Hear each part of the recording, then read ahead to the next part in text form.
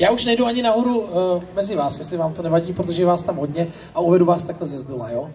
Tak super, je teda radost na vás pohledět, jste všichni moc sympatičtí, mladí, někteří více mladí, někteří méně mladí, studenti, někteří už tedy postudenti.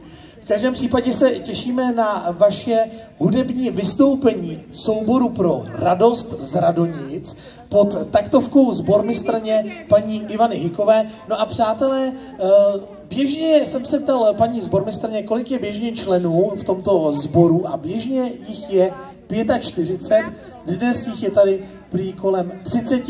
No a věkově můžete sami vidět, že je to smíšený pěvecký sbor, který je od první třídy až do důchodu. Tak se těšíme. No vy se smějete, to říkala vaše paní sbormistrně, že to je tak, až do důchodu. Ale já teda nikoho v důchodovém věku ještě nevidím. Jedna důchodkyně onemocněla a to je ona. Tak díky ní je to privilegium, že vlastně u vás se dá zpívat až do toho důchodového věku. Tak tedy soubor pro Radost z Radonic.